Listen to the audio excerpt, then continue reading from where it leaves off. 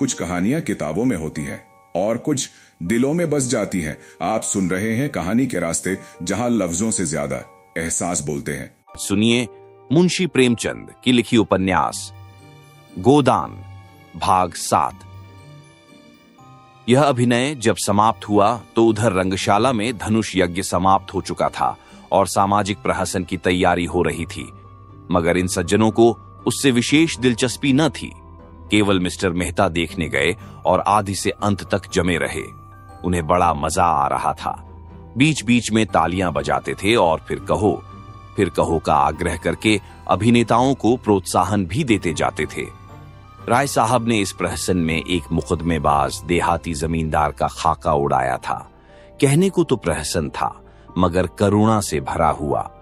नायक का बात बात में कानून की धाराओं का उल्लेख करना, पत्नी पर केवल इसलिए मुकदमा दायर कर देना कि उसने भोजन तैयार करने में जरा सी देर कर दी, फिर वकीलों के नखरे और देहाती गवाहों की चालाकियां और झांसे, पहले गवाही के लिए चटपट तैयार हो जाना, मगर इजलास पर तलबी के समय खूब मनावन कराना और नाना प्रकार के फरमाइशें करके उल्लू बनाना, ये सभी दृश्य देखकर लोग हंसी के मारे लौटे जाते थे। सबसे सुंदर वह दृश्य था जिसमें वकील गवाहों को उनके बयान रटा रहा था। गवाहों का बार बार भूलें करना, वकील का बिगड़ना, फिर नायक का देहाती बोली में गवाहों को समझाना और अंत में इजलास पर गवाहों का बदल जाना ऐसा सजीव और सत्य था कि मिस्टर मेहता उछल पड़े और तमाशा समाप्त होने पर नायक को गले लगा लिया और सभी नटों को एक एक मेडल देने की घोषणा की। राय साहब के प्रति उनके मन में श्रद्धा के भाव जाग उठे। राय साहब स्टेज के पीछे ड्रामे का संचालन कर रहे थे। मेहता दौड़कर उनके गले लिपट गए और मुग्ध होकर बोले, आपकी दृष्टि इतनी पैनी है, इसका मुझे अनुमान न था।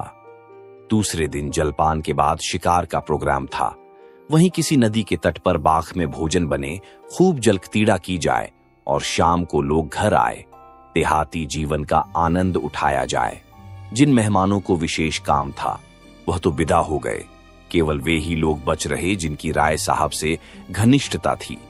मिसेस खन्ना के सिर में दर्द था, न जा सकी, और संपादक जी इस मंडली से जले हुए थे और इनके विरुद्ध एक लेख माला निकालकर इनकी खबर लेने के विचार में मग्न थे। सबके सब छठे हुए गुंडे हैं, हराम के पैसे उड़ाते हैं और मूंछों पर ताव देते हैं। दुनिया में क्या हो रहा है इन्हें क्या खबर, इनके पड़ोस में कौन मर रहा है इन्हें क्या परवाह, इन्हें तो अपने भोग विलास से काम है। ये मेहता जो फिलासफर बना फिरता है, उसे यही धुन है कि जीवन को संपूर्ण बनाओ। महीने में 1000 मार लेते हो, तुम्हें अख्तियार है जीवन को संपूर्ण बनाओ या परिपूर्ण बनाओ। जिसको यह फिक्र दबाए डालती है कि लड़कों का ब्याह कैसे हो, या बीमार स्त्री के लिए वैद्य कैसे आए, या अब की घर का किराया किसके घर से आएगा, वह अपना जीवन कैसे संपूर्ण बनाए। छूटे सांड बने दूसरों के खेत में मुंह मारते फिरते हो और समझते हो संसार में सब सुखी हैं। तुम्हारी आंखें तब खुलेंगी जब क्रांति होगी और तुमसे कहा जाएगा, बचा खेत में चलकर हल जोतो। तब देखें तुम्हारा जीवन कैसे संपूर्ण होता है। और वह जो है मालती, जो 72 घाटों का पानी पीकर भी मिस बनी फिरती है, शादी नहीं करेगी। इससे जीवन बंधन में पड़ जाता है और बंधन में जीवन का पूरा विकास नहीं होता। बस जीवन का पूरा विकास इसी में है कि दुनिया को लूटे जाओ और निर्द्वंद्व विलास किए जाओ। सारे बंधन तोड़ दो, धर्म और समाज को गोली मारो, जीवन के कर्तव्यों को पास न फटकने दो, बस तुम्हारा जीवन संपूर्ण हो गया। इससे ज्यादा आसान और क्या होगा। माँ बाप से नहीं पटती, उन्हें धता बताओ। शादी मत करो, यह बंधन है। बच्चे होंगे, यह मोह पाश है। मगर टैक्स क्यों देते हो? कानून भी तो बंधन है, उसे क्यों नहीं तोड़ते? उससे क्यों कन्नी काटते हो? जानते हो ना कि कानून की जरा भी अवज्ञा की और बेड़ियां पड़ जाएंगी। बस वही बंधन तोड़ो जिसमें अपनी भोग लिप्सा में बाधा नहीं पड़ती। रस्सी को सांप बनाकर पीटो और 30 मार खाओ बनो। जीते सांप के पास जाओ ही क्यों, वह फुकार भी मारेगा तो लहरें आने लगेंगी। उसे आते देखो तो दुम दबाकर भागो। ये तुम्हारा संपूर्ण जीवन है। 8 बजे शिकार पार्टी चली। खन्ना ने कभी शिकार न खेला था, बंदूक की आवाज से कांपते थे, लेकिन मिस मालती जा रही थीं। वह कैसे रुक सकते थे?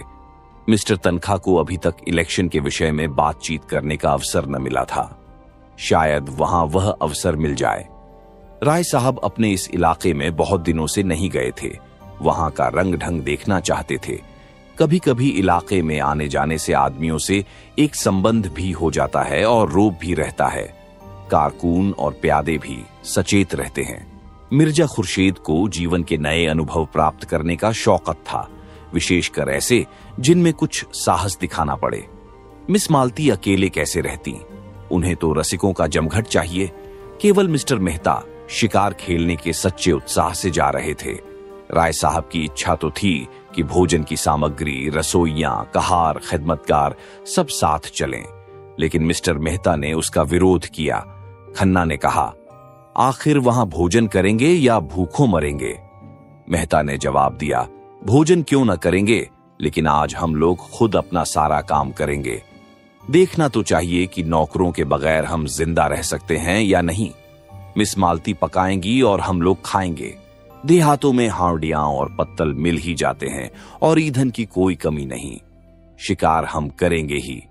मालती ने गिला किया, क्षमा कीजिए, आपने रात मेरी कलाई इतने जोर से पकड़ी कि अभी तक दर्द हो रहा है।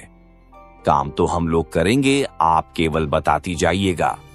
मिर्जा खुर्शीद बोले, अजी आप लोग तमाशा देखते रहिएगा, मैं सारा इंतजाम कर दूंगा। बात ही कौन सी है, जंगल में हांडी और बर्तन ढूंढना हिमाकत है। हिरण का शिकार कीजिए, भूनिए, खाइए और वहीं दरख्त के साए में खर्राटे लीजिए। यही प्रस्ताव स्वीकृति हुआ। 2 मोटरें चली। एक मिस मालती ड्राइव कर रही थीं, दूसरी खुद राय साहब। कोई 20-25 मील पर पहाड़ी प्रांत शुरू हो गया। दोनों तरफ ऊंची पर्वतमाला दौड़ी चली आ रही थी। सड़क भी पेचदार होती जाती थी। कुछ दूर की चढ़ाई के बाद एकाएक ढाल आ गया और मोटर नीचे की ओर चली। दूर से नदी का पाट नजर आया। किसी रोगी की भांति दुर्बल निस्पंद कगार पर एक घने वट वृक्ष की छाह में कारें रोक दी गईं और लोग उतरे। ये सलाह हुई कि 2-2 की टोली बने और शिकार खेलकर 12 बजे तक यहां आ जाए। मिस मालती मेहता के साथ चलने को तैयार हो गई। खन्ना मन में ऐंठ कर रह गए। जिस विचार से आए थे उसमें जैसे पंचर हो गया। अगर जानते मालती दगा देगी तो घर लौट जाते, लेकिन राय साहब का साथ उतना रोचक न होते हुए भी बुरा न था। उनसे बहुत सी मुआमले की बात करनी थी। खुर्शीद और तनखा बच रहो, उनकी टोली बनी बनाई थी। तीनों टोलियां एक एक तरफ चल दी। कुछ दूर तक पत्थरीली पगडंडी पर मेहता के साथ चलने के बाद मालती ने कहा, तुम तो चले ही जाते हो, जरा दम ले लेने दो। मेहता मुस्कुराए, अभी तो हम 1 मील भी नहीं आए, अभी से थक गई? थकी नहीं, लेकिन क्यों न जरा दम ले लो। जब तक कोई शिकार हाथ न आ जाए हमें आराम करने का अधिकार नहीं। मैं शिकार खेलने न आई थी, मेहता ने अनजान बनकर कहा। अच्छा, यह मैं न जानता था, फिर क्या करने आई थी? अब तुमसे क्या बताऊं? हिरणों का एक झुंड चरता हुआ नजर आया। दोनों एक चट्टान की आड़ में छिप गए और निशाना बांधकर गोली चलाई। निशाना खाली गया। झुंड भाग निकला। मालती ने पूछा, अब? कुछ नहीं, चलो फिर कोई शिकार मिलेगा। दोनों कुछ देर तक चुपचाप चलते रहे। फिर मालती ने जरा रुककर कहा, गर्मी के मारे बुरा हाल हो रहा है, आओ इस वृक्ष के नीचे बैठ जाए। अभी नहीं, तुम बैठना चाहती हो तो बैठो, मैं तो नहीं बैठता। बड़े निर्दयी हो तुम, सच कहती हूं। जब तक कोई शिकार न मिल जाए मैं बैठ नहीं सकता। तब तो तुम मुझे मार ही डालोगे। अच्छा बताओ, रात तुमने मुझे इतना क्यों सताया? मुझे तुम्हारे ऊपर बड़ा क्रोध आ रहा था।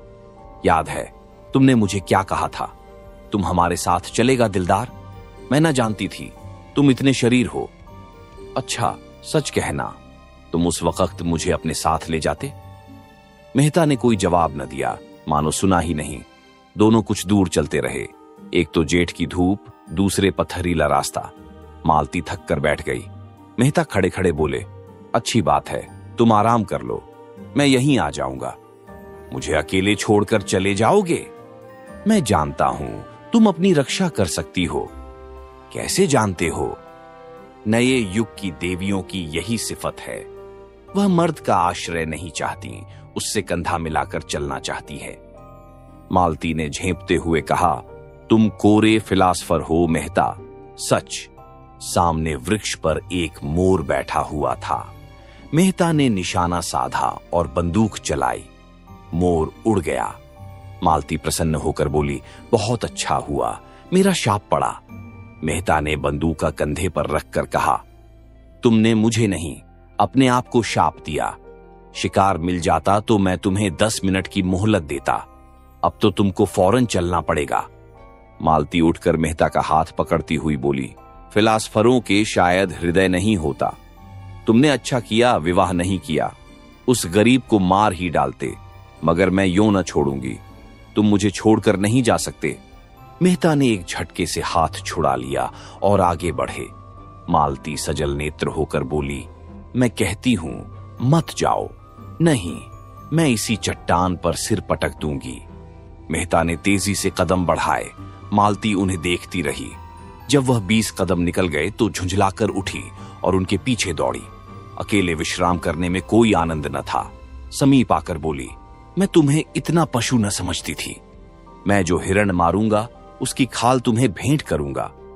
खाल जाए भाड़ में, मैं अब तुमसे बात न करूंगी। कहीं हम लोगों के हाथ कुछ न लगा और दूसरों ने अच्छे शिकार मारे तो मुझे बड़ी झेप होगी। एक चौड़ा नाला मुंह फैलाए बीच में खड़ा था। बीच की चट्टानें उसके दांतों से लगती थीं। धार में इतना वेग था कि लहरें उछली पड़ती थीं। सूर्य मध्याह्व पर आ पहुंचा था और उसकी प्यासी किरणेंजल में क्रीड़ा कर रही थीं। मालती ने प्रसन्न होकर कहा, अब तो लौटना पड़ा। क्यों? उस पार चलेंगे, यहीं तो शिकार मिलेंगे। धारा में कितना वेग है, मैं तो बह जाऊंगी। अच्छी बात है, तुम यहीं बैठो, मैं जाता हूं। हां, आप जाइए, मुझे अपनी जान से बैर नहीं है। मेहता ने पानी में कदम रखा और पांव साधते हुए चले। ज्यों-ज्यों आगे जाते थे, पानी गहरा होता जाता था, यहां तक कि छाती तक आ गया। मालती अधीर हो उठी, शंका से मन चंचल हो उठा। ऐसी विकलता तो उसे कभी न होती थी। ऊंचे स्वर में बोली, पानी गहरा है, ठहर जाओ, मैं भी आती हूं। नहीं नहीं, तुम फिसल जाओगी, धार तेज है। कोई हरज नहीं, मैं आ रही हूं, आगे न बढ़ना, खबरदार। मालती साड़ी ऊपर चढ़ाकर नाले में बैठी, मगर 10 हाथ आते आते पानी उसकी कमर तक आ गया। मेहता घबराए, दोनों हाथ से उसे लौट जाने को कहते हुए बोले, तुम यहां मत आओ मालती, यहां तुम्हारी गर्दन तक पानी है। मालती ने एक कदम और आगे बढ़कर कहा, होने दो, तुम्हारी यही इच्छा है कि मैं मर जाऊं तो तुम्हारे पास ही मरूंगी। मालती पेट तक पानी में थी। धार इतनी तेज थी कि मालूम होता था कदम उखड़ा। मेहता लौट पड़े और मालती को एक हाथ से पकड़ लिया। मालती ने नशीली आंखों में रोष भरकर कहा, मैंने तुम्हारे जैसे बेदर्द आदमी कभी न देखा था, बिल्कुल पत्थर हो। खैर, आज सता लो, जितना सताते बने, मैं भी कभी समझूंगी। मालती के पांव उखड़ते हुए मालूम हुए। वह बंदूक संभालती हुई उनसे चिमट गई। मेहता ने आश्वासन देते हुए कहा, तुम यहां खड़ी नहीं रह सकती, मैं तुम्हें अपने कंधे पर बिठाए लेता हूं। मालती ने भ्रिकुटी टेढ़ी करके कहा, तो उस पार जाना क्या इतना जरूरी है? मेहता ने कुछ उत्तर न दिया। बंदूक कनपटी से कंधे पर दबा ली और मालती को दोनों हाथों से उठाकर कंधे पर बैठा लिया। मालती अपनी पुलक को छिपाती हुई बोली, अगर कोई देख ले, भय तो लगता है। 2 पग के बाद उसने करुण स्वर में कहा, अच्छा बताओ, मैं यहीं पानी में डूब जाऊं तो तुम्हें रंज हो या ना हो? मैं तो समझती हूं तुम्हें बिल्कुल रंज न होगा। मेहता ने आहत स्वर से कहा, तुम समझती हो मैं आदमी नहीं हूं? मैं तो यही समझती हूं, क्यों छिपाऊं? सच कहती हो मालती, तुम क्या समझते हो? मैं कभी बतलाऊंगा। पानी मेहता के गर्दन तक आ गया, कहीं अगला कदम उठाते ही सिर तक ना आ जाए। मालती का हृदय धक धक करने लगा। बोली, मेहता, ईश्वर के लिए अब आगे मत जाओ, नहीं, मैं पानी में कूद पड़ूंगी। उस संकट में मालती को ईश्वर याद आया, जिसका वह मजाक उड़ाया करती थी। जानती थी ईश्वर कहीं बैठा नहीं है जो आकर उन्हें उबार लेगा। लेकिन मन को जिस अवलंबन और शक्ति की जरूरत थी वह और कहां मिल सकती थी। पानी कम होने लगा था। मालती ने प्रसन्न होकर कहा, अब तुम मुझे उतार दो। नहीं नहीं, चुपचाप बैठी रहो, कहीं आगे कोई गड्ढा मिल जाए। तुम समझते होगे ये कितनी स्वार्थिनी है। मुझे इसकी मजदूरी दे देना। मालती के मन में गुदगुदी हुई। क्या मजदूरी लोगे? यही कि जब तुम्हें जीवन में ऐसा ही कोई अवसर आए तो मुझे बुला लेना। किनारे आ गए। मालती ने रेत पर अपनी साड़ी का पानी निचोड़ा, जूते का पानी निकाला, मुंह हाथ धोया, पर ये शब्द अपने रहस्यमय आशय के साथ उसके सामने नाचते रहे। उसने इस अनुभव का आनंद उठाते हुए कहा, यह दिन याद रहेगा। मेहता ने पूछा, तुम बहुत डर रही थीं? पहले तो डरी, लेकिन फिर मुझे विश्वास हो गया कि तुम हम दोनों की रक्षा कर सकते हो। मेहता ने गर्व से मालती को देखा। इनके मुख पर परिश्रम की लाली के साथ तेज था। मुझे यह सुनकर कितना आनंद आ रहा है। तुम यह समझ सकोगी मालती? तुमने समझाया कब? उलटे और जंगलों में घसीटते फिरते हो और अभी फिर लौटती बार यही नाला पार करना पड़ेगा। तुमने कैसी आफत में जान डाल दी। मुझे तुम्हारे साथ रहना पड़े तो एक दिन न पटे। मेहता मुस्कुराए। इन शब्दों का संकेत खूब समझ रहे थे। तुम मुझे इतना दुष्ट समझती हो और जो मैं कहूं कि तुमसे प्रेम करता हूं, मुझसे विवाह करोगी? ऐसे काठ कठोर से कौन विवाह करेगा? रात दिन जलाकर मार डालोगे। और मधुर नेत्रों से देखा। मानी कह रही हो, इसका आशय तुम खूब समझते हो, इतने बुद्धू नहीं हो। मेहता ने जैसे सचेत होकर कहा, तुम सच कहती हो मालती। मैं किसी रमणी को प्रसन्न नहीं रख सकता। मुझसे कोई स्त्री प्रेम का स्वांग नहीं कर सकती। मैं इसके अंतस्थल तक पहुंच जाऊंगा, फिर मुझे उससे अरुचि हो जाएगी। मालती कांप उठी। इन शब्दों में कितना सत्य था। उसने पूछा, बताओ तुम कैसे प्रेम से संतुष्ट होगे? बस यही कि जो मन में हो वही मुख पर हो। मेरे लिए रंग और हाव भाव और नाजो अंदाज का मूल्य इतना ही है जितना होना चाहिए। मैं वह भोजन चाहता हूं जिससे आत्मा की तृप्ति हो। उत्तेजक और शोषक पदार्थों की मुझे जरूरत नहीं। मालती ने ओठ सिकोड़कर ऊपर सांस खींचते हुए कहा, तुमसे कोई पेश न पाएगा, एक ही घाघ हो। अच्छा बताओ, मेरे विषय में तुम्हारा क्या ख्याल है? मेहता ने नटखटपन से मुस्कुराकर कहा, तुम सब कुछ कर सकती हो, बुद्धिमती हो, चतुर हो, प्रतिभावान हो, दयालु हो, चंचल हो, स्वाभिमानी हो, त्याग कर सकती हो, लेकिन प्रेम नहीं कर सकती। मालती ने पैनी दृष्टि से ताक कर कहा, झूठे हो तुम, बिल्कुल झूठे। मुझे तुम्हारा यह दावा निस्सार मालूम होता है कि तुम नारी हृदय तक पहुंच जाते हो। दोनों नाले के किनारे किनारे चले जा रहे थे। 12 बज चुके थे, पर अब मालती को न विश्राम की इच्छा थी न लौटने की। आज के संभाषण में उसे एक ऐसा आनंद आ रहा था जो उसके लिए बिल्कुल नया था। उसने कितने ही विद्वानों और नेताओं को एक मुस्कान में, एक चितवन में, एक रसीले वाक्य में उल्लू बनाकर छोड़ दिया था।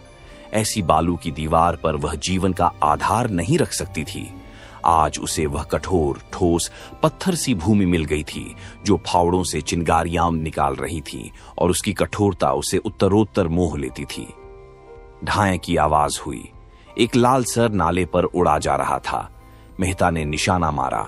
चिड़िया चोट खाकर भी कुछ दूर उड़ी, फिर बीच धार में गिर पड़ी और लहरों के साथ बहने लगी। अभी जाकर लाता हूं। जाती कहां है? ये कहने के साथ वह रेत में दौड़े और बंदूक किनारे पर रख गड़ाप से पानी में कूद पड़े और बहाव की ओर तैरने लगे, मगर आध मील तक पूरा जोर लगाने पर भी चिड़िया न पा सके। चिड़िया मरकर भी जैसे उड़ी जा रही थी। सहसा उन्होंने देखा एक युवती किनारे की एक झोपड़ी से निकली। चिड़िया को बहते देखकर साड़ी को जांघों तक चढ़ाया और पानी में घुस पड़ी। एक क्षण में उसने चिड़िया पकड़ ली और मेहता को दिखाती हुई बोली, पानी से निकल जाओ बाबूजी, तुम्हारी चिड़िया यह है। मेहता युवती की चपलता और साहस देखकर मुग्ध हो गए। तुरंत किनारे की ओर हाथ चलाए और 2 मिनट में युवती के पास जा खड़े हुए। युवती का रंग था तो काला और वह भी गहरा। कपड़े बहुत ही मैले और फूहड़ आभूषण के नाम पर केवल हाथों में दो दो मोटी चूड़ियां, सिर के बाल उलझे अलग अलग। मुखमंडल का कोई भाग ऐसा नहीं जिसे सुंदर या सुघड़ कहा जा सके, लेकिन उस स्वच्छ निर्मल जलवायु ने उसके कालेपन में ऐसा लावण्य भर दिया था और प्रकृति की गोद में पलकर उसके अंग इतने सुडौल, सुगठित और स्वच्छंद हो गए थे कि यौवन का चित्र खींचने के लिए उससे सुंदर कोई रूप न मिलता। उसका सबल स्वास्थ्य जैसे मेहता के मन में बल और तेज भर रहा था। मेहता ने उसे धन्यवाद देते हुए कहा, तुम बड़े मौके से पहुंच गई। नहीं, मुझे न जाने कितनी दूर तैरना पड़ता। युवती ने प्रसन्नता से कहा, मैंने तुम्हें तैरते आते देखा तो दौड़ी। शिकार खेलने आए होंगे? हां, आए तो थे शिकार ही खेलने, मगर दोपहर हो गया और यही चिड़िया मिली है। तेंदुआ मारना चाहो तो मैं उसका ठौर दिखा दूं। रात को यहां रोज पानी पीने आता है, कभी कभी दोपहर में भी आ जाता है। फिर जरा सकुचाकर सिर झुकाए बोली, उसकी खाल हमें देनी पड़ेगी। चलो मेरे द्वार पर, वहां पीपल की छाया है। यहां धूप में कब तक खड़े रहोगे? कपड़े भी तो गीले हो गए हैं। मेहता ने उसकी देह में चिपकी हुई गीली साड़ी की ओर देखकर कहा, तुम्हारे कपड़े भी तो गीले हैं। उसने लापरवाही से कहा, हमारा क्या, हम तो जंगल के हैं। दिन दिन भर धूप और पानी में खड़े रहते हैं। तुम थोड़े ही रह सकते हो। लड़की कितनी समझदार है और बिल्कुल गंवार। तुम खाल लेकर क्या करेगी? हमारे दादा बाजार में बेचते हैं, यही तो हमारा काम है। लेकिन दोपहरी यहां काटें तो तुम खिलाओगी क्या? युवती ने लजाते हुए कहा, तुम्हारे खाने लायक हमारे घर में क्या है? मक्के की रोटियां खाओ जो धरी हैं, चिड़िए का सालन पका दूंगी। तुम बताते जाना जैसे बनाना हो। थोड़ा सा दूध भी है। हमारी गैया को एक बार तेंदुए ने घेरा था, उसे सींगों से भगाकर भाग आई। तब से तेंदुआ उससे डरता है। लेकिन मैं अकेला नहीं हूं, मेरे साथ एक औरत भी है। तुम्हारी घरवाली होगी? नहीं, घरवाली तो अभी नहीं है, जान पहचान की है। तो मैं दौड़कर उनको बुला लाती हूं, तुम चलकर छाह में बैठो। नहीं नहीं, मैं बुला लाता हूं, तुम थक गए होगे। शहर का रहैया जंगल में काहे आते होंगे? हम तो जंगली आदमी हैं, किनारे ही तो खड़ी होंगी। जब तक मेहता कुछ बोले वह हवा हो गई। मेहता ऊपर चढ़कर पीपल की छाह में बैठे। इस स्वच्छंद जीवन से उनके मन में अनुराग उत्पन्न हुआ। सामने की पर्वतमाला दर्शन तत्व की भांति अगम्य और अत्यंत भय हुई, मानो ज्ञान का विस्तार कर रही हो। मानो आत्मा उस ज्ञान को, उस प्रकाश को, उस अगम्यता को उसके प्रत्यक्ष विराट रूप में देख रही हो। दूर के एक बहुत ऊंचे शिखर पर एक छोटा सा मंदिर था, जो उस अगम्यता में बुद्ध की भांति ऊंचा पर खोया हुआ सा खड़ा था, मानो वहां तक पर मारकर पक्षी विश्राम लेना चाहता है और कहीं स्थान नहीं पाता। मेहता इन्हीं विचारों में डूबे हुए थे कि युवती मिस मालती को साथ लिए आ पहुंची। एक वन पुष्प की भांति धूप में खिली हुई, दूसरी गमले के फूल की भांति धूप में मुरझाई और निजीद मव। मालती ने बेदिली के साथ कहा, पीपल की छाह बहुत अच्छी लग रही है क्या? और यहाँ भूख के मारे प्राण निकले जा रहे हैं। युवती दो बड़े बड़े मटके उठा लाई और बोली, तुम जब तक यहीं बैठो, मैं अभी दौड़कर पानी लाती हूं, फिर चूल्हा जला दूंगी। और मेरे हाथ का खाओ तो मैं एक क्षण में बोटियां सेंक दूंगी। नहीं, अपने आप सेंक लेना। हाँ, गेहूं का आटा मेरे घर में नहीं है और यहाँ कहीं कोई दुकान भी नहीं है कि ला दूं। मालती को मेहता पर क्रोध आ रहा था। बोली, तुम यहां क्यों आकर पड़ रहे? मेहता ने चिढ़ाते हुए कहा, एक दिन जरा इस जीवन का आनंद भी तो उठाओ। देखो, मक्के की रोटियों में कितना स्वाद है। मुझसे मक्के की रोटियां खाई ही न जाएंगी और किसी तरह निगल भी जाऊं तो हजम न होंगी। तुम्हारे साथ आकर मैं बहुत पछता रही हूं। रास्ते भर दौड़ा के मार डाला और अब यहां लाकर पटक दिया। मेहता ने कपड़े उतार दिए थे और केवल एक नीला जांघिया पहने बैठे हुए थे।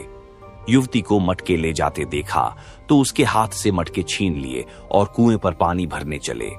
दर्शन के गहरे अध्ययन में भी उन्होंने अपने स्वास्थ्य की रक्षा की थी और दोनों मटके लेकर चलते हुए उनकी मांसल भुजाएं और चौड़ी छाती और मछलीदार जांघें किसी यूनानी प्रतिमा के सुगठित अंगों की भांति उनके पुरुषार्थ का परिचय दे रही थीं।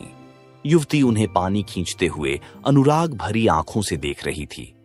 वह अब उसकी दया के पात्र नहीं, श्रद्धा के पात्र हो गए थे। कुआं बहुत गहरा था, कोई 60 हाथ, मटके भारी थे और मेहता कसरत का अभ्यास करते रहने पर भी एक मटका खींचते खींचते शिथिल हो गए। युवती ने दौड़कर उनके हाथ से रस्सी छीन ली और बोली, तुमसे न खींचेगा, तुम जाकर खाट पर बैठो, मैं खींचे लेती हूं। मेहता अपने पुरुषत्व का यह अपमान न सह सके। रस्सी उसके हाथ से फिर ले ली और जोर मारकर एक क्षण में दूसरा मटका भी खींच लिया और दोनों हाथों में दोनों मटके लिए आकर झोपड़ी के द्वार पर खड़े हो गए। युवती ने छटपट आग जलाई, लालसर के पंख झुलस डाले, छुरे से उसकी बोटियां बनाई और चूल्हे में आग जलाकर मांस चढ़ा दिया और चूल्हे के दूसरे ऐले पर कढ़ाई में दूध उबालने लगी और मालती भौहें चढ़ाए खाट पर खिन्न मन पड़ी इस तरह यह दृश्य देख रही थी मानो उसके ऑपरेशन की तैयारी हो रही हो।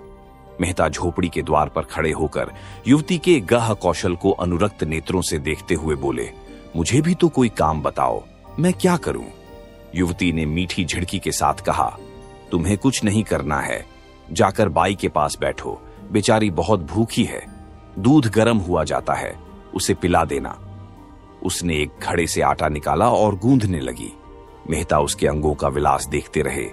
युवती भी रह रहकर उन्हें कनखियों से देखकर अपना काम करने लगती थी। मालती ने पुकारा, तुम वहां क्या खड़े हो? मेरे सिर में जोर का ददद्म हो रहा है, आधा सिर ऐसा फटा पड़ता है जैसे गिर जाएगा। मेहता ने आकर कहा, मालूम होता है धूप लग गई है। मैं क्या जानती थी, तुम मुझे मार डालने के लिए यहां ला रहे हो। तुम्हारे साथ कोई दवा भी तो नहीं है क्या? मैं किसी मरीज को देखने आ रही थी जो दवा लेकर चलती। मेरा एक दवाओं का बक्स है, वह सैमरी में है। उफ, सिर फटा जाता है। मेहता ने उसके सिर की ओर जमीन पर बैठकर धीरे धीरे उसका सिर सहलाना शुरू किया। मालती ने आंखें बंद कर ली। युवती हाथों में आटा भरे, सिर के बाल बिखेरे, आंखें धुएं से लाल और सजल, सारी देह पसीने में तर, जिससे उसका उभरा हुआ वक्ष साफ झलक रहा था, आकर खड़ी हो गई और मालती को आंखें बंद किए पड़ी देखकर बोली, बाई को क्या हो गया है? मेहता बोले, सिर में बड़ा दर्द है। पूरे सिर में है कि आधे में? आधे में बतलाती हैं। दाईं ओर है कि बाईं ओर? बाईं ओर। मैं अभी दौड़ के एक दवा लाती हूं, खिसकर लगाते ही अच्छा हो जाएगा। तुम इस धूप में कहां जाओगी? युवती ने सुना ही नहीं, वेग से एक ओर जाकर पहाड़ियों में छिप गई।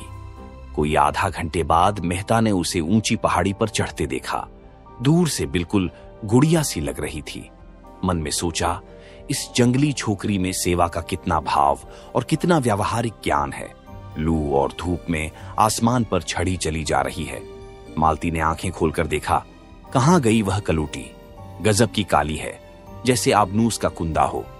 इसे भेज दो, राय साहब से कह आए, कार यहां भेज दें। इस तपिश में मेरा दम निकल जाएगा। कोई दवा लेने गई है, कहती है उससे आधा सीसी का दर्द बहुत जल्द आराम हो जाता है। इनकी दवाएं इन्हीं को फायदा करती है, मुझे न करेंगी। तुम तो इस छोकरी पर लट्टू हो गए हो। कितने छिछोरे हो, जैसी रूह वैसे फरिश्ते। मेहता को कटु सत्य कहने में संकोच न होता था। कुछ बातें तो उसमें ऐसी हैं कि अगर तुम में होती तो तुम सचमुच देवी हो जाती। उसकी खूबियां उसे मुबारक, मुझे देवी बनने की इच्छा नहीं है। तुम्हारी इच्छा हो तो मैं जाकर कार लाऊं, यद्यपि कार यहां आ भी सकेगी, मैं नहीं कह सकता। उस कलूटी को क्यों नहीं भेज देते? वह तो दवा लेने गई है, फिर भोजन पकाएगी। तो आज आप उसके मेहमान हैं, शायद रात को भी यहीं रहने का विचार होगा। रात को शिकार भी तो अच्छा मिलते हैं। मेहता ने इस आक्षेप से छिड़कर कहा, इस युवती के प्रति मेरे मन में जो प्रेम और श्रद्धा है वह ऐसी है कि अगर मैं उसकी ओर वासना से देखूं तो आंखें फूट जाएं।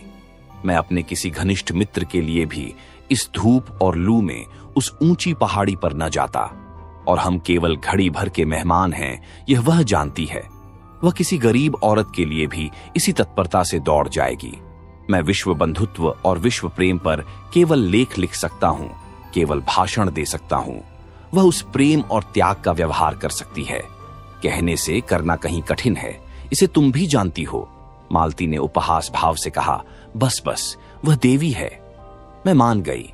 उसके वक्ष में उभार है, नितंबों में भारीपन है। देवी होने के लिए और क्या चाहिए? मेहता तिलमिला उठे, तुरंत उठे और कपड़े पहने जो सूख गए थे, बंदूकों उठाई और चलने को तैयार हुए। मालती ने फुंकार मारी, तुम नहीं जा सकते मुझे अकेली छोड़कर। तब कौन जाएगा? वही तुम्हारी देवी। मेहता हतबुद्धि से खड़े थे। नारी पुरुष पर कितनी आसानी से विजय पा सकती है, इसका आज उन्हें जीवन में पहला अनुभव हुआ। वह दौड़ी हाँफती चली आ रही थी।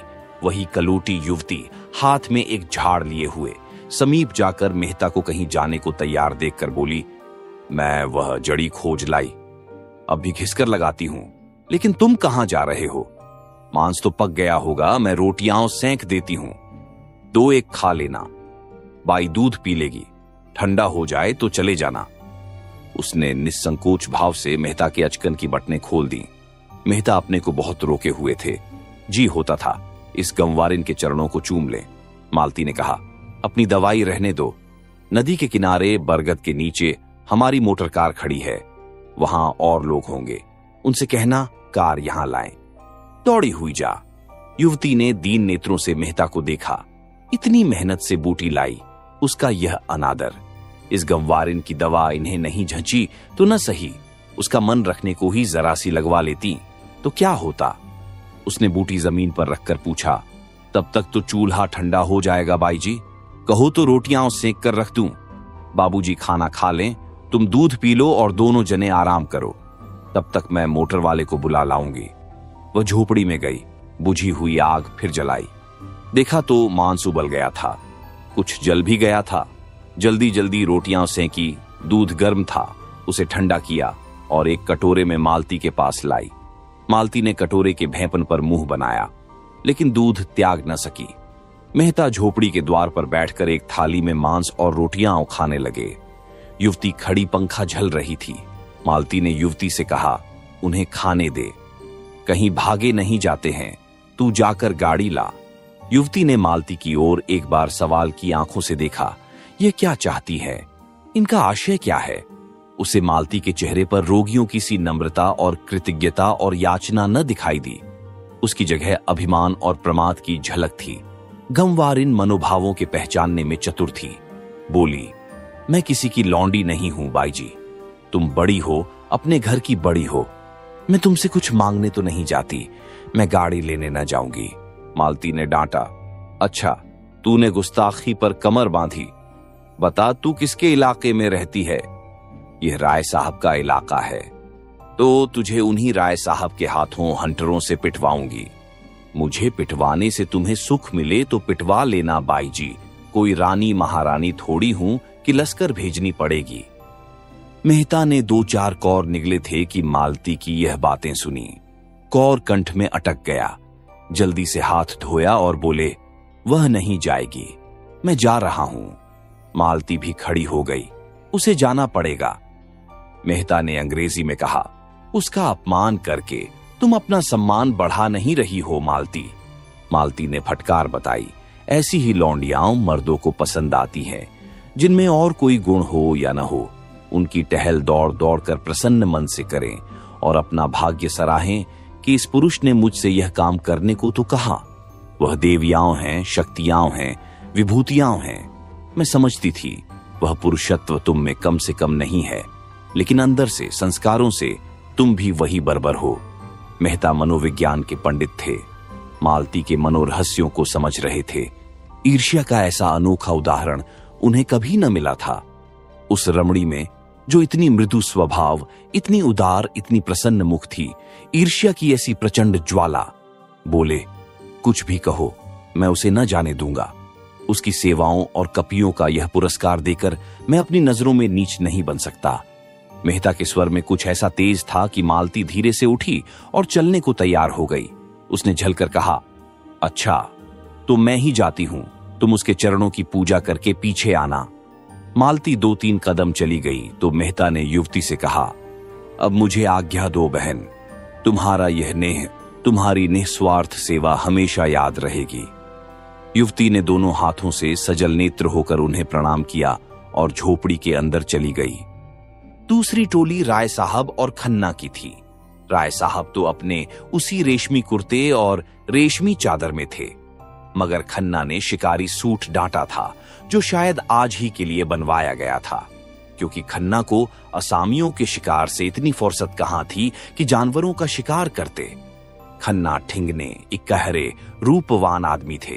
गेहुआ रंग, बड़ी बड़ी आंखें, मुंह पर चेचक के दाग, बातचीत में बड़े कुशल।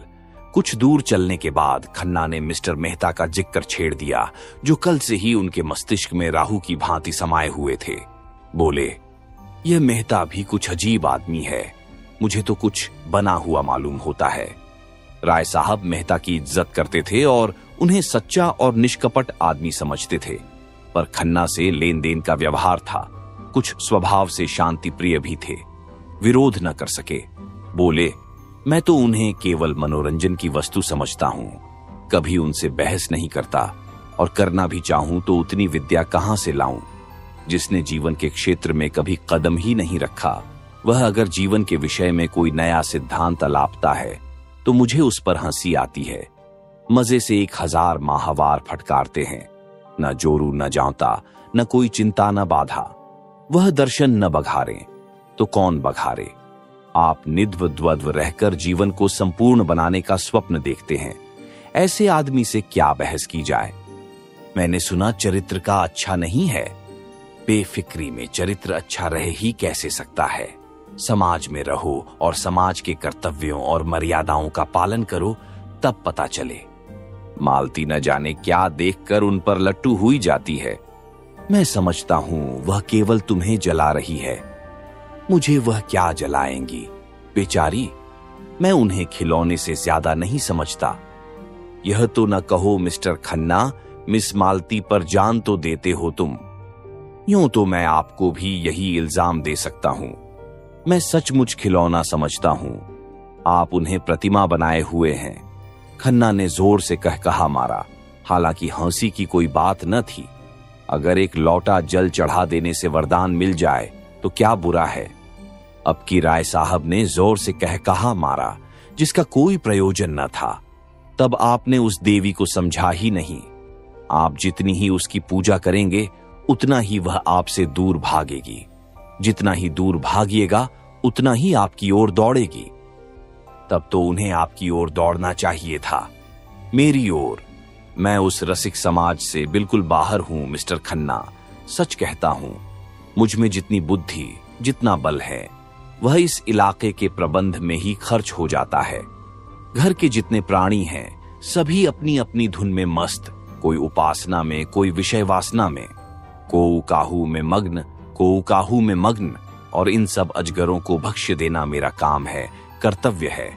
मेरे बहुत से ताल्लुकेदार भाई भोग विलास करते हैं, ये सब मैं जानता हूं, मगर वह लोग घर फूंक कर तमाशा देखते हैं।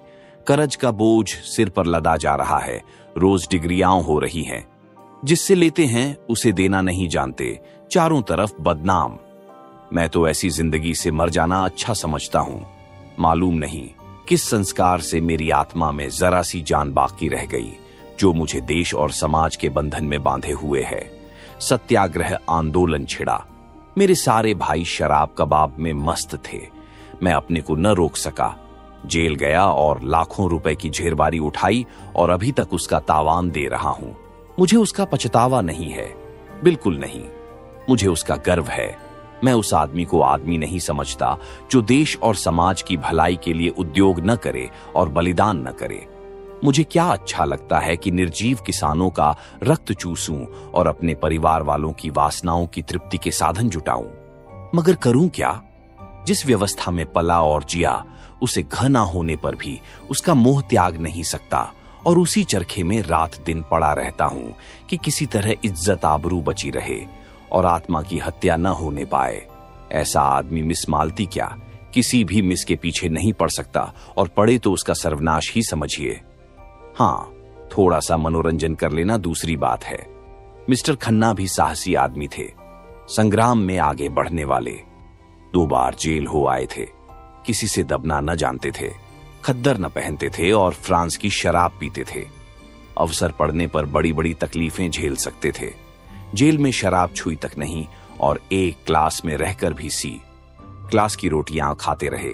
हालांकि उन्हें हर तरह का आराम मिल सकता था, मगर रण क्षेत्र में जाने वाला रथ भी तो बिना तेल के नहीं चल सकता। उनके जीवन में थोड़ी सी रसिकता लाजिमा थी। बोले, आप सन्यासी बन सकते हैं, मैं तो नहीं बन सकता। मैं तो समझता हूं जो भोगी नहीं है वह संग्राम में भी पूरे उत्साह से नहीं जा सकता। जो रमणी से प्रेम नहीं कर सकता उसके देश प्रेम में मुझे विश्वास नहीं। राय साहब मुस्कराए। आप मुझी पर आवाजें कसने लगे। आवाज नहीं है, तत्व की बात है। शायद हो। आप अपने दिल के अंदर बैठकर देखिए तो पता चले। मैंने तो बैठकर देखा है और मैं आपको विश्वास दिलाता हूं, वहां और चाहे जितनी बुराइयां हों, विषय की लालसा नहीं है। तब मुझे आपके ऊपर दया आती है। आप जो इतने दुखी और निराश और चिंतित हैं, इसका एकमात्र कारण आपका निग्रह है। मैं तो यह नाटक खेल कर रहूंगा, चाहे दुखांत ही क्यों न हो। वह मुझसे मजाक करती है, दिखाती है कि मुझे तेरी परवाह नहीं है, लेकिन मैं हिम्मत हारने वाला मनुष्य नहीं हूं। मैं अब तक उसका मिजाज नहीं समझ पाया। कहां निशाना ठीक बैठेगा इसका निश्चय न कर सका। लेकिन वह कुंजी आपको शायद ही मिले। मेहता शायद आपसे बाजी मार ले जाए। एक हिरण कई हिरणियों के साथ चल रहा था, बड़े सींगों वाला, बिल्कुल काला। राय साहब ने निशाना बांधा। खन्ना ने रोका। क्यों हत्या करते हो यार, बेचारा चर रहा है, चरने दो। धूप तेज हो गई है, आइए कहीं बैठ जाए, आपसे कुछ बातें करनी है। राय साहब ने बंदूक चलाई, मगर हिरण ने भाग गया। बोले, एक शिकार मिला भी तो निशाना खाली गया। एक हत्या से बचे। आपके इलाके में ऊख होती है बड़ी कसरत से, तो फिर क्यों ना हमारे शुगर मिल में शामिल हो जाइए। हिस्से धड़ाधड़ बिक रहे हैं, आप ज्यादा नहीं 1000 हिस्से खरीद लें। गजब किया, मैं इतने रुपए कहां से लाऊंगा। इतने नामी इलाकेदार और आपको रुपयों की कमी।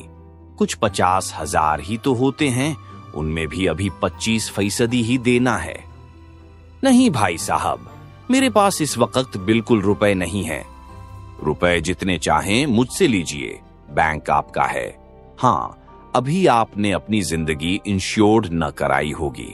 मेरी कंपनी में एक अच्छी सी पॉलिसी लीजिए। 100-200 रुपए तो आप बड़ी आसानी से हर महीने दे सकते हैं और इकट्ठी रकम मिल जाएगी 40-50 हजार। लड़कों के लिए इससे अच्छा प्रबंध आप नहीं कर सकते। हमारी नियमावली देखिए। हम पूर्ण सहकारिता के सिद्धांत पर काम करते हैं। दफ्तर और कर्मचारियों के खर्च के सिवा नफे की एक पाई भी किसी की जेब में नहीं जाती। आपको आश्चर्य होगा कि इस नीति से कंपनी चल कैसे रही है। और मेरी सलाह से थोड़ा सा स्पेकुलेशन का काम भी शुरू कर दीजिए। यह जो आज सैकड़ों करोड़पति बने हुए हैं, सब इसी स्पेकुलेशन से बने हैं। रुई, शक्कर, गेहूं, रबर, किसी जिन्स का सट्टा कीजिए, मिनटों में लाखों का वारा न्यारा होता है। काम जरा अटपटा है, बहुत से लोग गच्चा खा जाते हैं, लेकिन वही जो अनाड़ी हैं, आप जैसे अनुभवी, सुशिक्षित और दूरंदेश लोगों के लिए इससे ज्यादा नफे का काम ही नहीं। बाजार का चढ़ाव उतार कोई आकस्मिक घटना नहीं, इसका भी विज्ञान है। एक बार उसे गौर से देख लीजिए, फिर क्या मजाल की धोखा हो जाए। राय साहब कंपनियों पर अविश्वास करते थे। 2-1 बार इसका उन्हें कड़वा अनुभव हो भी चुका था, लेकिन मिस्टर खन्ना को उन्होंने अपनी आंखों से बढ़ते देखा था और उनकी कार्यदक्षता के कायल हो गए थे। अभी 10 साल पहले जो व्यक्ति बैंक में क्लर्क था, वह केवल अपने अध्यवसाय, पुरुषार्थ और प्रतिभा से शहर में पुजता है। उसकी सलाह की उपेक्षा न की जा सकती थी। इस विषय में अगर खन्ना उनके पथ प्रदर्शक हो जाए तो उन्हें बहुत कुछ कामयाबी हो सकती है। ऐसा अवसर क्यों छोड़ा जाए? तरह तरह के प्रश्न करते रहे। सहसा एक देहाती एक बड़ी सी टोकरी में कुछ जड़ें, कुछ पित्तयां, कुछ फल लिए जाता नजर आया। खन्ना ने पूछा, अरे क्या बेचता है? देहाती सकपका गया, डरा कहीं बेगार में न पकड़ जाए। बोला, कुछ तो नहीं मालिक, यही घास पात है, क्या करेगा इनका? बेचूंगा मालिक, जड़ी बूटी है। कौन कौन सी जड़ी बूटी हैं बता? देहाती ने अपना औषधालय खोलकर दिखलाया। मामूली चीजें थीं जो जंगल के आदमी उखाड़ कर ले जाते हैं और शहर में अत्तारों के हाथ 2-4 आने में बेच आते हैं, जैसे मकोए, कंघी, सहदेइयां, कुकरौंधे, धतूरे के बीज, मदार के फूल, करजे, घमची आदि। हर एक चीज दिखाता था और रटे हुए शब्दों में उसके गुण भी बयान करता जाता था। ये मकोई है सरकार, ताप हो, मंदाग्नि हो, तिल्ली हो, धड़कन हो, शूल हो, खांसी हो, एक खोराक में आराम हो जाता है। ये धतूरे के बीज है मालिक, गठिया हो, बाई हो। खन्ना ने दाम पूछा। उसने 8 आने कहे। खन्ना ने 1 रुपया फेंक दिया और उसे पड़ाव तक रखाने का हुक्म दिया। गरीब ने मुंह मांगा दाम ही नहीं पाया, उसका दुगुना पाया। आशीर्वाद देता चला गया। राय साहब ने पूछा, आप यह घास पात लेकर क्या करेंगे? खन्ना ने मुस्कुराकर कहा, इनकी अशरफियां बनाऊंगा। मैं कीमियागर हूं, यह आपको शायद नहीं मालूम। तो यार, वह मंत्र हमें सिखा दो। हाँ, शौक से मेरी शागिर्दी कीजिए। पहले 1.25 सेर लड्डू लाकर चढ़ाइए, तब बताऊंगा। बात यह है कि मेरा तरह तरह के आदमियों से साबका पड़ता है। कुछ ऐसे लोग भी आते हैं जो जड़ी बूटियों पर जान देते हैं। उनको इतना मालूम हो जाए कि यह किसी फकीर की दी हुई बूटी है, फिर आपकी खुशामद करेंगे, नाक रगड़ेंगे, और आप वह चीज उन्हें दे दें तो हमेशा के लिए आपके आरणी हो जाएंगे। 1 रुपए में अगर 10-20 बुद्धुओं पर एहसान का नमदा कसा जा सके तो क्या बुरा है। जरा से एहसान से बड़े बड़े काम निकल जाते हैं। राय साहब ने कुतूहल से पूछा, मगर इन बूटियों के गुण आपको याद कैसे रहेंगे? खन्ना ने कहा मारा, आप भी राय साहब बड़े मजे की बातें करते हैं। जिस बूटी में जो गुण चाहे बता दीजिए, वह आपकी लियाकत पर मुनहसर है।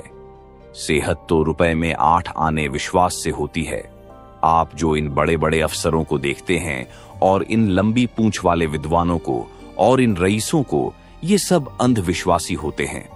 मैं तो वनस्पति शास्त्र के प्रोफेसर को जानता हूं जो कुकरौंधे का नाम भी नहीं जानते। इन विद्वानों का मजाक तो हमारे स्वामी जी खूब उड़ाते हैं। आपको तो कभी उनके दर्शन न हुए होंगे। अब कि आप आएंगे तो उनसे मिलाऊंगा। जब से मेरे बगीचे में ठहरे हैं, रात दिन लोगों का तांता लगा रहता है। माया तो उन्हें छू भी नहीं गई। केवल 1 बार दूध पीते हैं। ऐसा विद्वान महात्मा मैंने आज तक नहीं देखा। न जाने कितने वर्ष हिमालय पर तप करते रहे, पूरे सिद्ध पुरुष हैं। आप उनसे अवश्य दीक्षा लीजिए। मुझे विश्वास है आपकी यह सारी कठिनाइयां छू मंतर हो जाएंगी। आपको देखते ही आपका भूत भविष्य सब कह सुनाएंगे। ऐसे प्रसन्न मुख हैं कि देखते ही मन खिल उठता है। ताज्जुब तो यह है कि खुद इतने बड़े महात्मा हैं, मगर सन्यास और त्याग, मिंदर और मठ, संप्रदाय और पंथ, इन सबको ढोंग कहते हैं, पाखंड कहते हैं। रूढ़ियों के बंधन को तोड़ो और मनुष्य बनो। देवता बनने का ख्याल छोड़ो। देवता बनकर तुम मनुष्य न रहोगे। राय साहब के मन में शंका हुई। महात्माओं में उन्हें भी वह विश्वास था जो प्रभुता वालों में आम तौर पर होता है। दुखी प्राणी को आत्मचिंतन में जो शांति मिलती है, उसके लिए वह भी लालायित रहते थे। जब आर्थिक कठिनाइयों से निराश हो जाते, मन में आता संसार से मुंह मोड़कर एकांत में जा बैठें और मोक्ष की चिंता करें। संसार के बंधनों को वह भी साधारण मनुष्यों की भांति आत्मोन्नति के मार्ग की बाधाएं समझते थे और इनसे दूर हो जाना ही उनके जीवन का भी आदर्श था। लेकिन सन्यास और त्याग के बिना बंधनों को तोड़ने का और क्या उपाय है? लेकिन जब वह सन्यास को ढोंग कहते हैं तो खुद क्यों सन्यास लिया है? उन्होंने सन्यास कब लिया है साहब? वह तो कहते हैं आदमी को अंत तक काम करते रहना चाहिए। विचार स्वातंत्र्य उनके उपदेशों का तत्व है। मेरी समझ में कुछ नहीं आ रहा है। विचार स्वातंत्र्य का आशय क्या है? समझ में तो मेरे भी कुछ नहीं आता। अब की आइए तो उनसे बातें हों।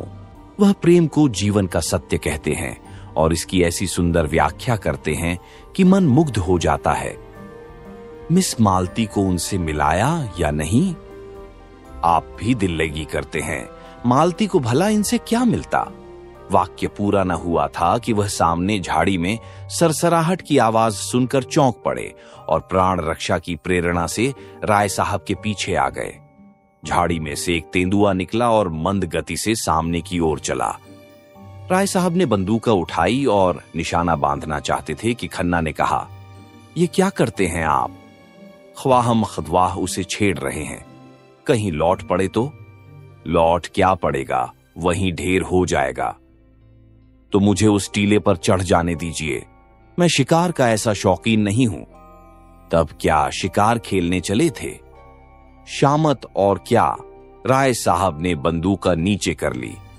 बड़ा अच्छा शिकार निकल गया। ऐसे अवसर कम मिलते हैं। मैं तो अब यहां नहीं ठहर सकता, खतरनाक जगह है। एक आध शिकार तो मार लेने दीजिए, खाली हाथ लौटते शर्म आती है।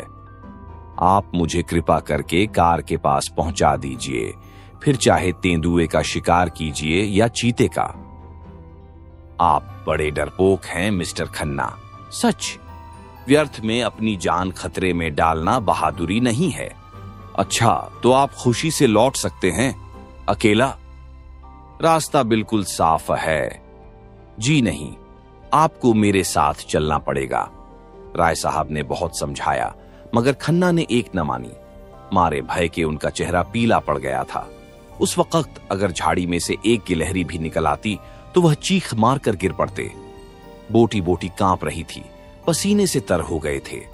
राय साहब को लाचार होकर उनके साथ लौटना पड़ा। जब दोनों आदमी बड़ी दूर निकल आए तो खन्ना के होश ठिकाने आए। बोले, खतरे से नहीं डरता, लेकिन खतरे के मुंह में उंगली डालना हिमाकत है। अजी जाओ भी। जरा सा तेंदुआ देख लिया तो जान निकल गई। मैं शिकार खेलना उस जमाने का संस्कार समझता हूं जब आदमी पशु था। तब से संस्कृति बहुत आगे बढ़ गई है। मैं मिस मालती से आपकी कलई खोलूंगा। मैं अहिंसावादी होना लज्जा की बात नहीं समझता। अच्छा, तो यह आपका अहिंसावाद था। शाबाश। खन्ना ने गर्व से कहा, जी हां, यह मेरा अहिंसावाद था। आप बुद्ध और शंकर के नाम पर गर्व करते हैं और पशुओं की हत्या करते हैं। लज्जा आपको आनी चाहिए, न कि मुझे। कुछ दूर दोनों फिर चुपचाप चलते रहे। तब खन्ना बोले, तो आप कब तक आएंगे? मैं चाहता हूं आप पॉलिसी का फॉर्म आज ही भर दें और शक्कर के हिस्सों का भी। मेरे पास दोनों फॉर्म भी मौजूद हैं। राय साहब ने चिंतित स्वर में कहा, जरा सोच लेने दीजिए। इसमें सोचने की जरूरत नहीं। तीसरी टोली मिर्जा खुर्शीद और मिस्टर तनखा की थी। मिर्जा खुर्शीद के लिए भूत और भविष्य सादे कागज की भांति था। वह वर्तमान में रहते थे। न भूत का पछतावा था, न भविष्य की चिंता। जो कुछ सामने आ जाता था उसमें जी जान से लग जाते थे। मित्रों की मंडली में वह विनोद के पुतले थे। काउंसिल में उनसे ज्यादा उत्साही मेंबर कोई न था। जिस प्रश्न के पीछे पड़ जाते मिनिस्टरों को रुला देते। किसी के साथ रियायत करना नहीं जानते थे। बीच बीच में परिहास भी करते जाते थे। उनके लिए आज जीवन था, कल का पता नहीं। गुस्सेवर भी ऐसे थे कि ताल ठोंक कर सामने आ जाते थे। नम्रता के सामने दंडवत करते थे। लेकिन जहां किसी ने शान दिखाई और यह हाथ धोकर उसके पीछे पड़े। न अपना लेना याद रखते थे, न दूसरों का देना। शौक था शायरी का और शराब का। औरत केवल मनोरंजन की वस्तु थी। बहुत दिन हुए हृदय का दिवाला निकाल चुके थे। मिस्टर तनखा दांव पेंच के आदमी थे। सौदा पटाने में, मुआमला सुलझाने में, अड़ंगा लगाने में, बालू से तेल निकालने में, गला दबाने में, दुम झाड़कर निकल जाने में बड़े सिद्धहस्त। कहिए रेत में नाव चला दें, पत्थर पर दूब उगा दें। ताल्लुकेदारों को महाजनों से कर्ज दिलाना, नई कंपनियां खोलना, चुनाव के अवसर पर उम्मीदवार खड़े करना, यही उनका व्यवसाय था। खासकर चुनाव के समय उनकी तकदीर चमकती थी। किसी पोढ़े उम्मीदवार को खड़ा करते, दिलोजान से उसका काम करते और 10-20 हजार बना लेते। जब कांग्रेस का जोर था, कांग्रेस के उम्मीदवारों के सहायक थे। जब सांप्रदायिक दल का जोर हुआ तो हिंदू सभा की ओर से काम करने लगे। मगर इस उलटफेर के समर्थन के लिए उनके पास ऐसी दलीलें थीं कि कोई उंगली न दिखा सकता था। शहर के सभी रईस, सभी हुक्काम, सभी अमीरों से उनका याराना था।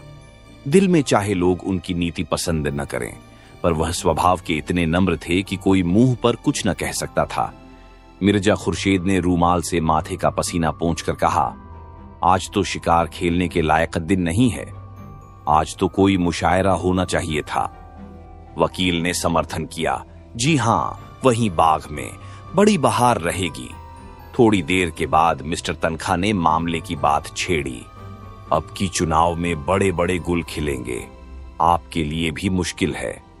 मिर्जा विरक्त मन से बोले, अब की मैं खड़ा ही न हूंगा। तनखा ने पूछा, क्यों? मुफ्त की बकबक कौन करे, फायदा ही क्या। मुझे अब इस डेमोक्रेसी में भक्ति नहीं रही। जरा सा काम और महीनों की बहस। हाँ, जनता की आंखों में धूल झोंकने के लिए अच्छा स्वांग है। इससे तो कहीं अच्छा है कि एक गवर्नर रहे, चाहे वह हिंदुस्तानी हो या अंग्रेज, इससे बहस नहीं। एक इंजन जिस गाड़ी को बड़े मजे से हजारों मील खींच ले जा सकता है, उसे 10,000 आदमी मिलकर भी उतनी तेजी से नहीं खींच सकते। मैं तो ये सारा तमाशा देखकर कौंसिल से बेजार हो गया हूं। मेरा बस चले तो कौंसिल में आग लगा दूं। जिसे हम डेमोक्रेसी कहते हैं, वह व्यवहार में बड़े बड़े व्यापारियों और जमींदारों का राज्य है और कुछ नहीं। चुनाव में वही बाजी ले जाता है जिसके पास रुपए हैं। रुपए के जोर से उसके लिए सभी सुविधाएं तैयार हो जाती हैं। बड़े बड़े पंडित, बड़े बड़े मौलवी, बड़े बड़े लिखने और बोलने वाले, जो अपनी जबान और कलम से पब्लिक को जिस तरफ चाहें फेर दें, सभी सोने के देवता के पैरों पर माथा रगड़ते हैं। मैंने तो इरादा कर लिया है, अब इलेक्शन के पास न जाऊंगा। मेरा प्रोपेगेंडा अब डेमोक्रेसी के खिलाफ होगा। मिर्जा साहब ने कुरान की आयतों से सिद्ध किया कि पुराने जमाने के बादशाहों के आदर्श कितने ऊंचे थे। आज तो हम उसकी तरफ ताक भी नहीं सकते। हमारी आंखों में चकाचौंध आ जाएगी। बादशाह को खजाने की एक कौड़ी भी निजी खर्च में लाने का अधिकार न था। वह किताबें नकल करके, कपड़े सीकर, लड़कों को पढ़ाकर अपना गुजर करता था। मिर्जा ने आदर्श महीपों की एक लंबी सूची गिना दी। कहां तो वह प्रजा को पालने वाला बादशाह और कहां आजकल के मंत्री और मिनिस्टर 5, 6, 7, 8 हजार माहवार मिलना चाहिए। यह लूट है या डेमोक्रेसी? हिरणों का एक झुंड चरता हुआ नजर आया। मिर्जा के मुख पर शिकार का जोश चमक उठा। बंदूक संभाली और निशाना मारा। एक काला सा हिरण गिर पड़ा। वह मारा। इस उन्मत्त ध्वनि के साथ मिर्जा भी बेतहाशा दौड़े, बिल्कुल बच्चों की तरह उछलते कूदते, तालियां बजाते। समीप ही एक वृक्ष पर एक आदमी लकड़ियां काट रहा था। वह भी चटपट वृक्ष से उतरकर मिर्जा जी के साथ दौड़ा।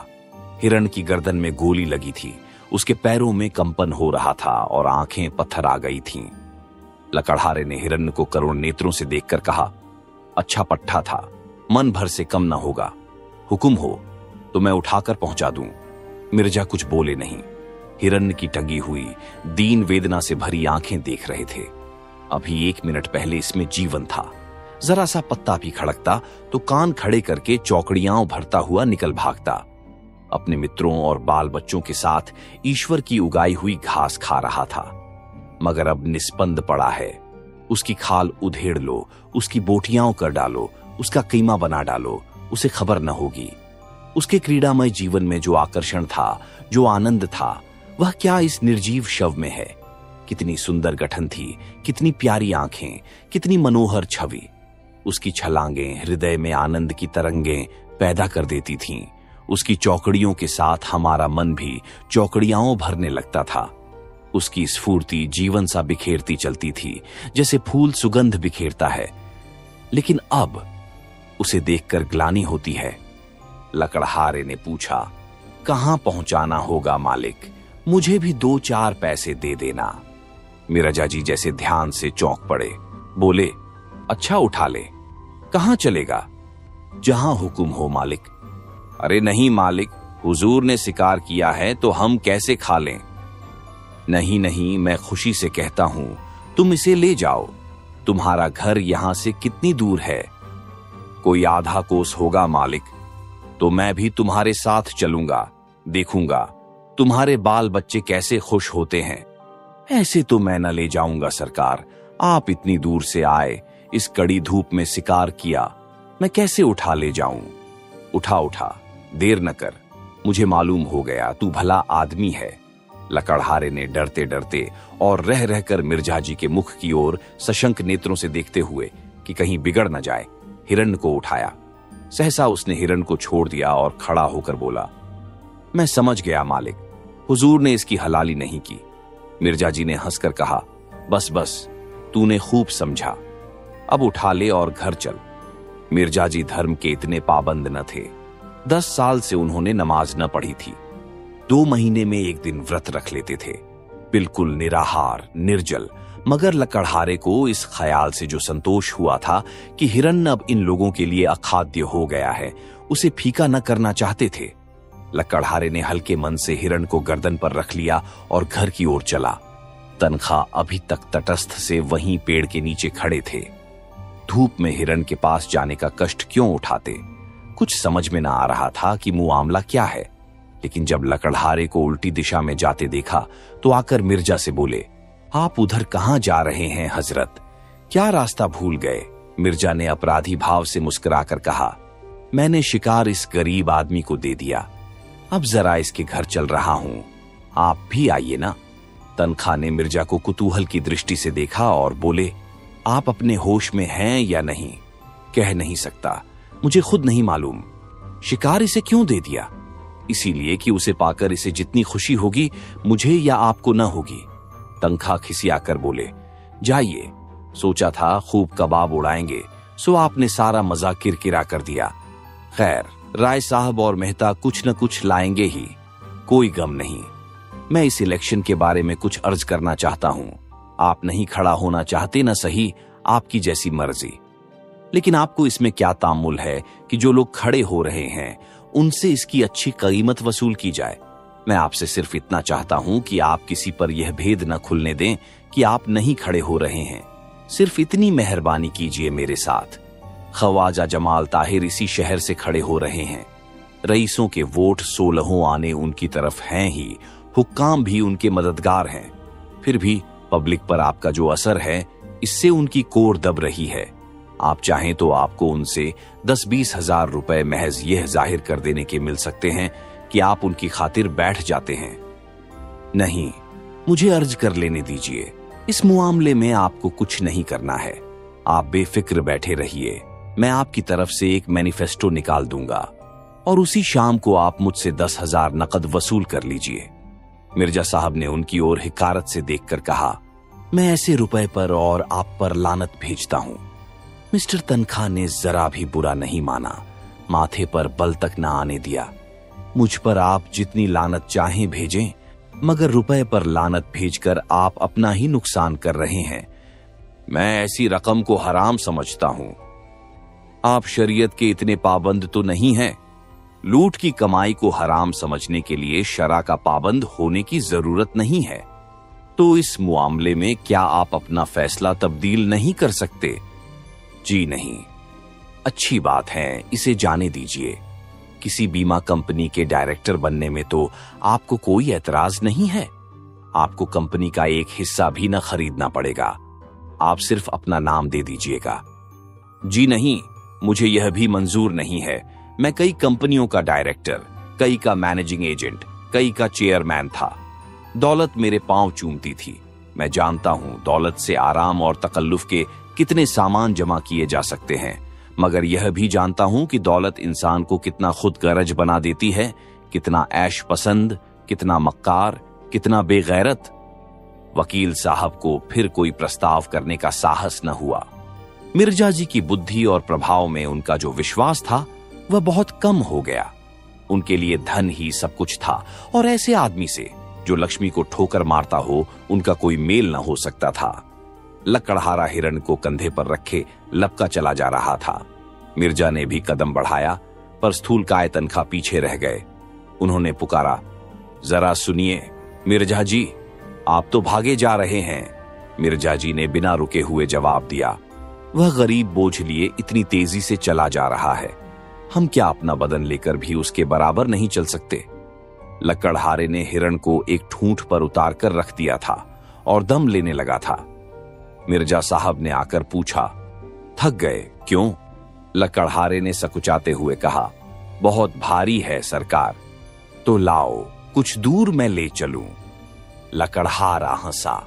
मिर्जा डील डॉल में उससे कहीं ऊंचे और मोटे ताजे थे, फिर भी वह दुबला पतला आदमी उनकी इस बात पर हंसा। मिर्जा जी पर जैसे चाबुक पड़ गया। तुम हंसे क्यों?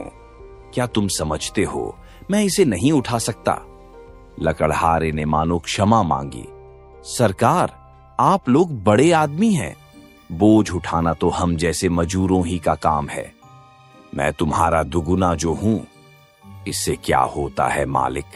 मिर्जा जी का पुरुषत्व अपना और अपमान न सह सका। उन्होंने बढ़कर हिरण्य को गर्दन पर उठा लिया और चले, मगर मुश्किल से 50 कदम चले होंगे कि गर्दन फटने लगी, पांव थरथराने लगे और आंखों में तितलियां उड़ने लगीं। कलेजा मजबूत किया और एक 20 कदम और चले। कमबख्त कहां रह गया, जैसे इस लाश में सीसा भर दिया गया हो।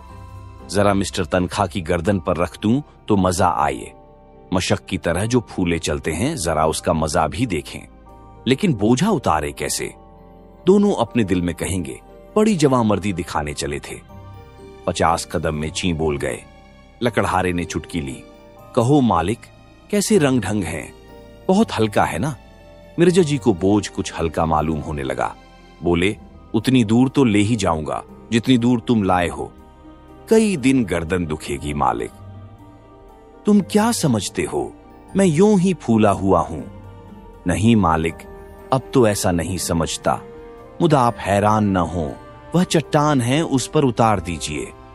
मैं अभी इसे इतनी ही दूर और ले जा सकता हूं। मगर यह अच्छा तो नहीं लगता कि मैं ठाला चलूं और आप लदे रहें। मिर्जा साहब ने चट्टान पर हिरण को उतार कर रख दिया। वकील साहब भी आ पहुंचे। मिर्जा ने दाना फेंका। अब आपको भी कुछ दूर ले चलना पड़ेगा जनाब। वकील साहब की नजरों में अब मिर्जा जी का कोई महत्व न था। बोले, मुआफ कीजिए, मुझे अपनी पहलवानी का दावा नहीं है। बहुत भारी नहीं है सच, अजी रहने भी दीजिए। आप अगर इसे 100 कदम ले चलें तो मैं वादा करता हूं आप मेरे सामने जो तजवीज रखेंगे उसे मंजूर कर लूंगा। मैं इन चकमों में नहीं आता। मैं चकमा नहीं दे रहा हूं वल्लाह। आप जिस हल्के से कहेंगे खड़ा हो जाऊंगा, जब हुक्म देंगे बैठ जाऊंगा। जिस कंपनी का डायरेक्टर, मेंबर, मुनीम, कन्वेसर, जो कुछ कहिएगा बन जाऊंगा। बस 100 कदम ले चलिए।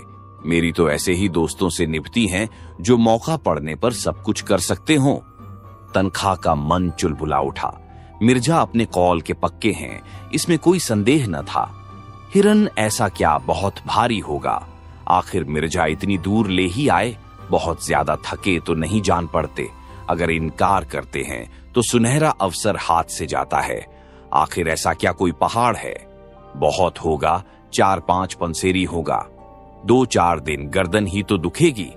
जेब में रुपए हों तो थोड़ी सी बीमारी सुख की वस्तु है। 100 कदम की रही। हां, 100 कदम मैं गिनता चलूंगा। देखिए, निकल न जाइएगा। निकल जाने वाले पर लानत भेजता हूं। तनख्वाह ने जूते का फैता फिर से बांधा। कोट उतार कर लकड़हारे को दिया। पतलून ऊपर चढ़ाया। रूमाल से मुंह पोंछा और इस तरह हिरण को देखा मानो ओखली में सिर देने जा रहे हों। फिर हिरण को उठाकर गर्दन पर रखने की चेष्टा की। 2-3 बार जोर लगाने पर लाश गर्दन पर तो आ गई, पर गर्दन न उठ सकी। कमर झुक गई। हाथ उठे और लाश को जमीन पर पटकने वाले थे कि मिर्जा ने उन्हें सहारा देकर आगे बढ़ाया। तनख्वाह ने एक डग इस तरह उठाया जैसे दलदल में पांव रख रहे हों। मिर्जा ने बढ़ावा दिया। शाबाश मेरे शेर, वाह वाह। तनख्वाह ने एक डग और रखा। मालूम हुआ गर्दन टूटी जाती है। मार लिया मैदान, जीते रहो पट्टे। तनख्वाह 2 डग और बढ़े। आंखें निकली पड़ती थीं। बस एक बार और जोर मारो दोस्त। 100 कदम की शर्त गलत, 50 कदम की ही रही। वकील साहब का बुरा हाल था। वह बेजान हिरन शेर की तरह उनको दबोचे हुए उनका हृदय रक्त चूस रहा था। सारी शक्तियां जवाब दे चुकी थीं। केवल लोभ किसी लोहे की धरण की तरह छत को संभाले हुए था। 1 से 25,000 तक की गोटी थी, मगर अंत में वह शहतीर भी जवाब दे गई। लोभी की कमर भी टूट गई। आंखों के सामने अंधेरा छा गया। सिर में चक्कर आया और वह शिकार गर्दन पर लिए पत्थरीली जमीन पर गिर पड़े। मिर्जा ने तुरंत उन्हें उठाया और अपने रूमाल से हवा करते हुए उनकी पीठ ठोकी। जोर तो यार तुमने खूब मारा, लेकिन तकदीर के खोटे हो। तनखा ने हांफते हुए लंबी सांस खींचकर कहा, आपने तो आज मेरी जान ही ले ली थी। 2 मन से कम न होगा ससुर, मिर्जा ने हंसते हुए कहा। लेकिन भाईजान, मैं भी तो इतनी दूर उठाकर लाया ही था। वकील साहब ने खुशामद करनी शुरू की। मुझे तो आपकी फरमाइश पूरी करनी थी। आपको तमाशा देखना था, वह आपने देख लिया। अब आपको अपना वादा पूरा करना होगा। आपने मुआहदा कब पूरा किया? कोशिश तो जान तोड़ कर की, इसकी सनद नहीं। लकड़हारे ने फिर हिरण उठा लिया था और भागा चला जा रहा था। वह दिखा देना चाहता था कि तुम लोगों ने कांक कांक कर 10 कदम इसे उठा लिया तो यह न समझो कि पास हो गए। इस मैदान में मैं दुर्बल होने पर भी तुमसे आगे रहूंगा। हां, कागज तुम चाहे जितना काला करो और झूठे मुकदमे चाहे जितने बनाओ। एक नाला मिला जिसमें बहुत थोड़ा पानी था। नाले के उस पार टीले पर एक छोटा सा 5-6 घरों का पुरवा था और कई लड़के इमली के पेड़ के नीचे खेल रहे थे। लकड़हारे को देखते ही सबों ने दौड़कर उसका स्वागत किया और लगे पूछने, किसने मारा बापू? कैसे मारा? कहां मारा? कैसे गोली लगी? कहां लगी? इसी को क्यों लगी और हिरणों को क्यों न लगी? लकड़हारा हूं हां करता इमली के नीचे पहुंचा और हिरण को उतारकर पास की झोपड़ी से दोनों महानुभावों के लिए खाट लेने दौड़ा। उसके चारों लड़कों और लड़कियों ने शिकार को अपने चार्ज में ले लिया और अन्य लड़कों को भगाने की चेष्टा करने लगे। सबसे छोटे बालक ने कहा, यह हमारा है। उसकी बड़ी बहन ने, जो 14-15 साल की थी, मेहमानों की ओर देखकर छोटे भाई को डांटा, चुप, नहीं सिपाही पकड़ ले जाएगा। मिर्जा ने लड़के को छेड़ा, तुम्हारा नहीं हमारा है। बालक ने हिरण पर बैठकर अपना कब्जा सिद्ध कर दिया और बोला, बापू तो लाए हैं, बहन ने सिखाया, कह दे भैया तुम्हारा है। इन बच्चों की मां बकरी के लिए पत्तियां तोड़ रही थी। 2 नए भले आदमियों को देखकर उसने जरा सा घूंघट निकाल लिया और शर्माई कि उसकी साड़ी कितनी मैली, कितनी फटी, कितनी उटंगी है। वह इस वेश में मेहमानों के सामने कैसे जाए? और गए बिना काम नहीं चलता। पानी वाणी देना है। अभी दोपहर होने में कुछ कसर थी, लेकिन मिर्जा साहब ने दोपहरी इसी गांव में काटने का निश्चय किया। गांव के आदमियों को जमा किया, शराब मंगवाई, शिकार पका, समीप के बाजार से घी और मैदा मंगाया और सारे गांव को भोज दिया। छोटे बड़े स्त्री पुरुष सबों ने दावत उड़ाई। मर्दों ने खूब शराब पी और मस्त होकर शाम तक गाते रहे। और मिर्जा जी बालकों के साथ बालक, शराबियों के साथ शराबी, बूढ़ों के साथ बूढ़े, जवानों के साथ जवान बने हुए थे। इतनी देर में सारे गांव से उनका इतना घनिष्ठ परिचय हो गया था मानो यहीं के निवासी हों। लड़के तो उन पर लदे पड़ते थे। कोई उनकी फूदनेदार टोपी सिर पर रखे लेता था, कोई उनकी राइफल कंधे पर रखकर अकड़ता हुआ चलता था, कोई उनकी कलाई की घड़ी खोलकर अपनी कलाई पर बांध लेता था। मिर्जा ने खुद खूब देशी शराब पी और झूम झूम कर जंगली आदमियों के साथ गाते रहे। जब ये लोग सूर्यास्त के समय यहां से विदा हुए तो गांव भर के नरनारी इन्हें बड़ी दूर तक पहुंचाने आए। कई तो रोते थे। ऐसा सौभाग्य उन गरीबों के जीवन में शायद पहली ही बार आया हो कि किसी शिकारी ने उनकी दावत की हो। जरूर यह कोई राजा है, नहीं तो इतना दरियाव दिल किसका होता है। इनके दर्शन फिर काहे को होंगे। कुछ दूर चलने के बाद मिर्जा ने पीछे फिर कर देखा और बोले, बेचारे कितने खुश थे। काश मेरी जिंदगी में ऐसे मौके रोज आते। आज का दिन बड़ा मुबारक था। तनखा ने बेरुखी के साथ कहा, आपके लिए मुबारक होगा, मेरे लिए तो मनहूस ही था। मतलब कि कोई बात न हुई। दिन भर जंगलों और पहाड़ों की खाक छानने के बाद अपना सा मुंह लिए लौट जाते हैं। मिर्जा ने निर्दयता से कहा, मुझे आपके साथ हमदर्दी नहीं है। दोनों आदमी जब बरगद के नीचे पहुंचे तो दोनों टोलियां लौट चुकी थीं। मेहता मुंह लटकाए हुए थे। मालती विमन सी अलग बैठी थी, जो नई बात थी। राय साहब और खन्ना दोनों भूखे रह गए थे और किसी के मुंह से बात न निकलती थी। वकील साहब इसलिए दुखी थे कि मिर्जा ने उनके साथ बेवफाई की। अकेले मिर्जा साहब प्रसन्न थे और वह प्रसन्नता अलौकिक थी। आप सुन रहे थे मुंशी प्रेमचंद की लिखी उपन्यास गोदान।